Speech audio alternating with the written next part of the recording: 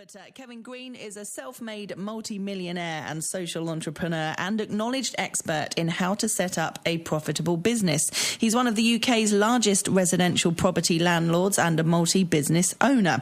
The question that he gets asked the most in life is, how can I get rich? And how can I make money? Well, thankfully, Kevin loves helping others on the journey of how to be a millionaire. So he's put together a book, The Rich Rules, Steps to Wealth and Happiness. Welcome to The Breakfast Show, Kevin. Thank you, Hannah. Hi. Sorry I'm not there. Oh, yes. No, us too. Don't worry. Hopefully you'll be arriving safe and sound later on today. Yeah, cross fingers. Yeah, exactly. Well, it's great to chat with you, Kevin, and well done on the book. Why did you decide to put this book together? People were asking me for 9 years to write a book and put the tips in the book, and I shied away from it because I'm dyslexic, so didn't really want to do it. But in the end, the pressure forced me to, and I'm really glad I have now.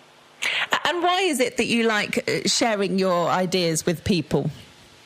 I think the biggest joy for anybody is for that person that you've shared it with to come back and say, look, because of this tip, this is what I've achieved, you know, and it's great to have that feedback. Yeah.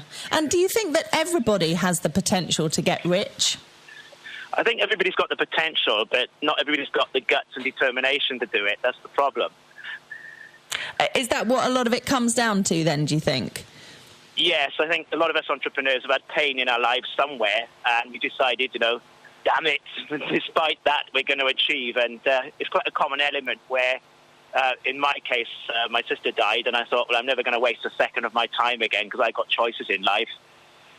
So I decided to do something about it. And I'm not saying you've got to have pain in your life, but something's got to spark that drive for you to achieve no matter what. Mm. And where did you start? Where was the first point for you of your success, do you think? I won a Nuffield scholarship to travel the world in 1999. And I interviewed Bill Gates and Richard Branson, and that really fired me up. I hadn't done anything significant before that. But when you mix with people like that, it really gets you going, you know. Oh, I can imagine. Did they really inspire you then? Did you kind of learn about their success and thought, yeah, I could do this myself?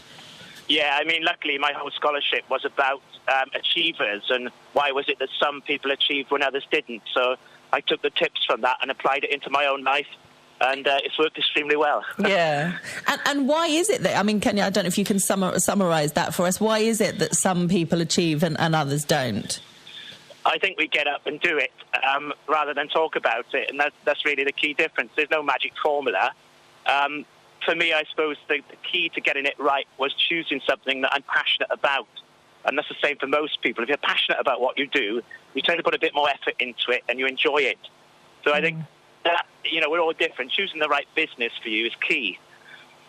I guess you must have seen quite a bit over your career, people who, and people obviously coming to you for advice, who have their own businesses that aren't doing very well at all. I guess for someone like yourself who has been so successful in business, can it be frustrating when you're seeing people making what seems to you to be really obvious mistakes? Yeah, it's very difficult. It's much easier for a third party to see it always than it is yourself, you know. And sometimes the stubbornness of a human being doesn't admit to mistakes or the wrong direction. And what I see a lot of people doing is they're actually in the wrong business or they're chasing the money. You know, if you chase money, money runs away from you. It's really about serving your customers and getting a good service or product out there that you enjoy doing. Yeah. And once we get those ingredients right, it tends to fly a bit better then. And how important is things like marketing and advertising? Often with businesses, whatever business it is, if they're struggling financially, often it's the advertising and the marketing budget that kind of disappears straight away. Or let's cut back on our advertising because we're struggling for money. Is that a bad decision, do you think? Yes, it is, Hannah.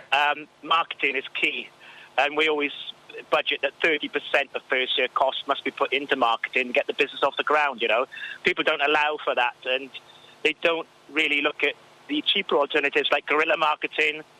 Using yourselves on the radio is a great medium that I use a lot, and you've got to budget for that. If you cut that budget back, you're going to stop your flow of income. And how about social media? Obviously, that's become massive in the last 5 years or so, and I guess has changed a lot of people's outlook on business. That I guess is free advertising, isn't it? It's free advertising, but it's also beware, because customers can complain very quickly on social media, and you must have a social media policy as a business to address those complaints and concerns, and also when you get commendation to spread that message out there of how good that product or service is. We use social media a lot, as you know, on Twitter, Facebook and LinkedIn, and I personally post on the Twitter, and I believe that my customers appreciate that. You know, I post the good and the bad. Yeah. And you being an expert in property as well, as I mentioned at the beginning, obviously the property market has changed and suffered quite a lot since the recession. Any tips for people wanting to get into the property market around this time? Yeah, there's two main rules that I've always followed, which has led to me buying more property in this recession than before, to be honest. And number one is by year 10, we clear the debt on the property. So we make sure that we pay down that mortgage that we've taken to buy the house. And number two is quite simple. For every 3 properties we buy, we trade one out for profit. And we use those profits to help to clear down that debt. So I'm always focusing on clearing debt. And when we clear debt on the rental property, it also pushes up cash flow at the same time. So it's not rocket science, really. It's just not to overgear and overborrow yourself in the medium term. You've got to have a policy for clearing and paying that debt off. Yeah. And everybody knows the phrase, obviously coming from the TV show and amongst other things, location, location, location. If you're looking to buy a property for yourself that you're going to use, then obviously location comes into it a lot. But when you're looking for a property for investment, solely for investment that you're looking to sell on, how important is location for that?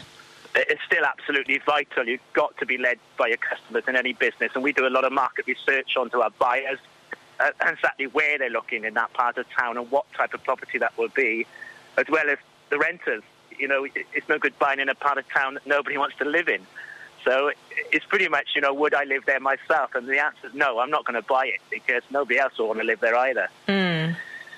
And with regards to renting out properties, any sort of tips and advice on how to get your properties rented? Are there kind of hard and fast rules on how you get that to happen? Yeah, I mean, the properties must be fit for purpose, so they must be in a damn good condition. And we fix them up. We gut the properties in the beginning and put them right, and tenants tend to keep it better that way. Secondly, don't charge the top of the market rent, because on the economics, it's better to charge fair rent and keep those properties full than it is to have 11 months full and 1 month empty. So it doesn't take much working out. Yeah. And I think too many landlords are greedy. They go for the top market. Yeah, no, that's good advice. And I want to ask you a little bit about your charity work. I know that you're really passionate about giving back to the community. You're an ambassador for Make-A-Wish UK, which is such a wonderful charity. Just for listeners who don't know about the work they do, can you just tell them? Yeah, we grant magical wishes to children with life-threatening illness. And it could be swimming with dolphins. It could be meeting a famous film star. So I'm the Wales ambassador, and I link with the volunteers that help Make-A-Wish and basically teach protocol. And all the volunteers are meeting these famous people, and they love it.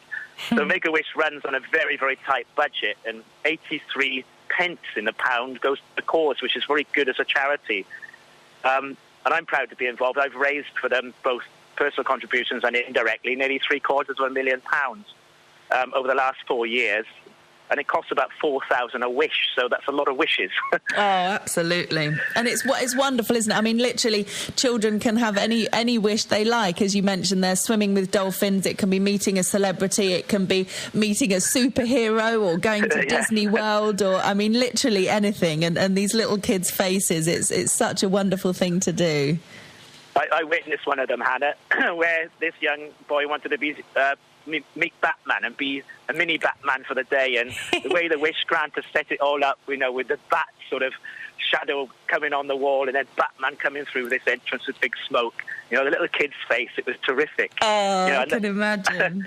And the mums and dads have got that filmed footage then, you know, should the kid unfortunately pass away, they've got those loving memories, you know, of that child. And My message to you people out there is, we're all fit and able and we can do something with our lives. Get off your backside and do it, because we've got choices and some of these other kids haven't got those choices. Yeah, absolutely. No, good message. And with your book as well, The Rich Rules, Steps to Wealth and Happiness, 10% of the purchase price will actually be donated to the charity.